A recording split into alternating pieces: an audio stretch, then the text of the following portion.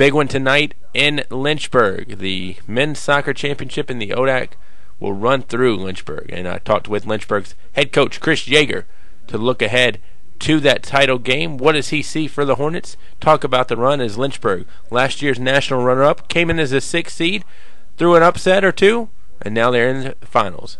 It's Chris Yeager on the Sports Buffet podcast. Lynchburg College men's soccer team getting in the ODAC finals. Chris Yeager, head coach, joins me here on the Sports Buffet.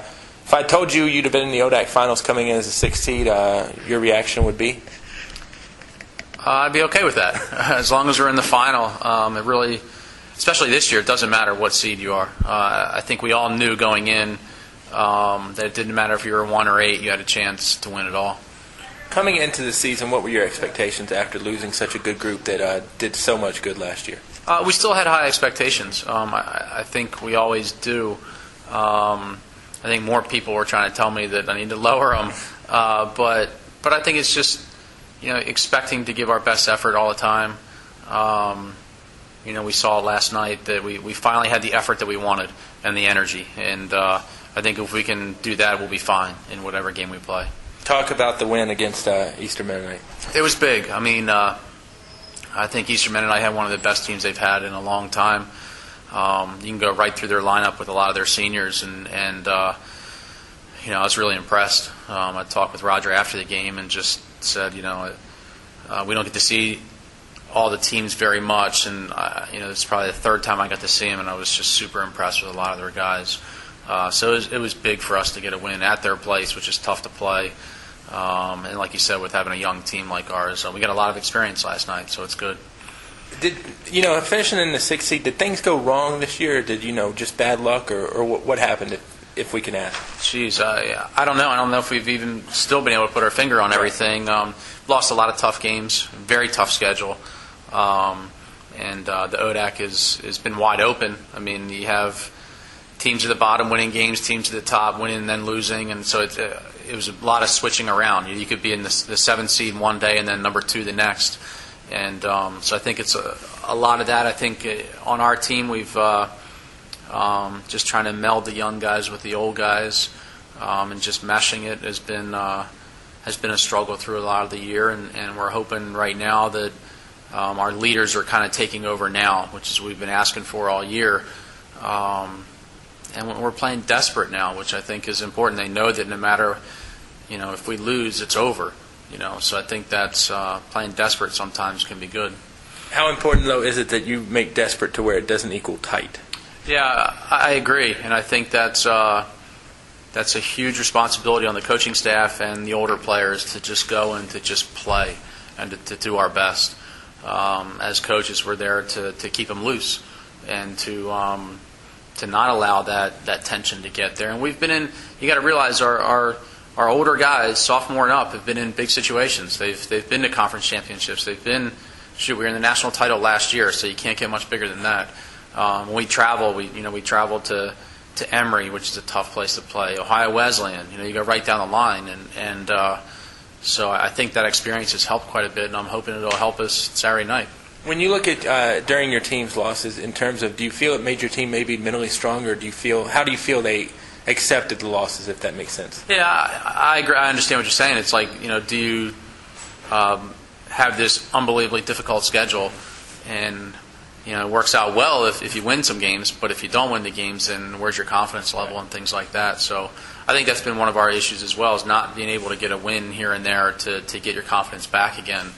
And I think right now it's just a matter of our seniors and upper class leaders just believing that we can win now, and pushing through and like you're saying, in those tough games that we lost, to learn from them and just get better as we go along. Because I don't think any coach wants to lose in any level of sport. Right. But, if the losses are going to bring you together, right, I think you could accept that rather than if people are going to finger point off of each loss. Yeah, absolutely. And like you said, I think if the finger pointing happens and you have issues, but if the finger pointing is to themselves, right, then it's a much bigger difference.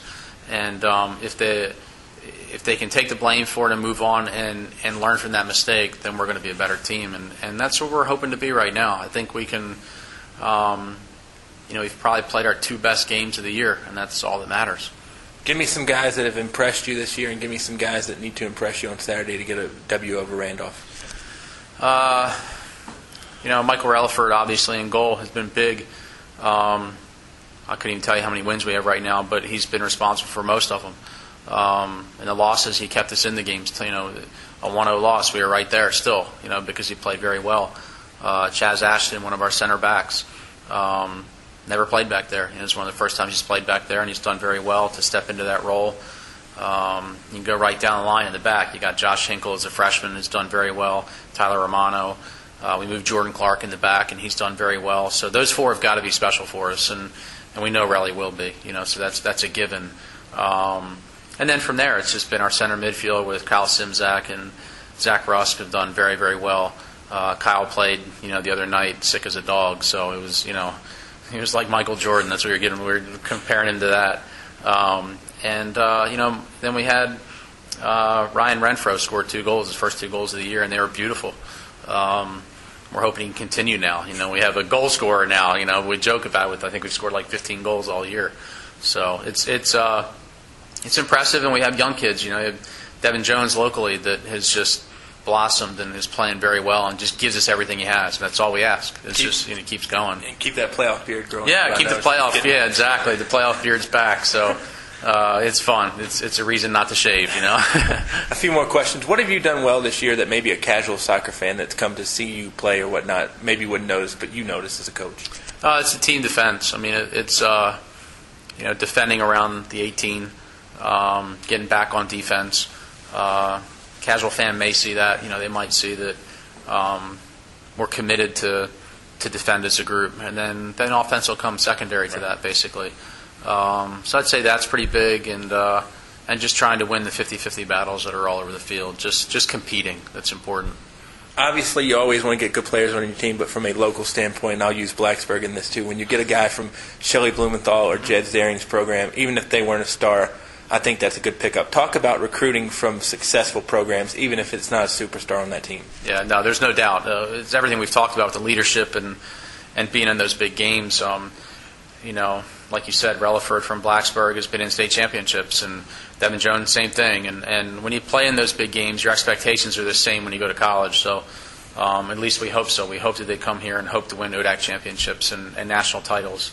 And that's big. I think they're winners, and Relly's a winner, and it's important to have that and have that belief all the time. I don't know how much there's a rivalry with LC and Randolph, but if there's not one, it's probably going to start picking up now. Talk about the importance of, beating a city team, especially on Saturday. Well, Wags talked about it. He said that for it to be a rivalry, they had to beat us, and they did. So, now our guys want to get that back. So it is. It's a derby, So it's a matter of, they have the trophy right now, the last win, and now we want to get the win again, So then we have the trophy in that point. And it'll go back and forth. We should probably make some kind of trophy for it, So I don't know what that would be. The James River, like we carry James River. I don't know, a smallmouth bass, because that's what we're known for. So, but yeah, it's going to be a battle. He's done a great job with that team, and it's great for the area. On my limited ODAC knowledge, it seems like Lynchburg's big rival in all sports has always kind of been Roanoke more so. Mm-hmm. But if Randolph can get good in a lot of sports, how good does that make it for Lynchburg College too? Oh, it's great. I think it's anytime you can have a team that's someone just said it just the other day. I think it was today. I'm losing track of days, but it's pretty neat to say the men's soccer championship is going to come through Lynchburg, no matter what. So that's pretty cool. And I give all the credit in the world to Wags. He's done a good job and has some great players there. Coach, good luck, and for your sake, I hope you get to keep not shaving. Don't break that razor out. Exactly, that'd be great. Thank you. Chris Yeager on the Sports Buffet.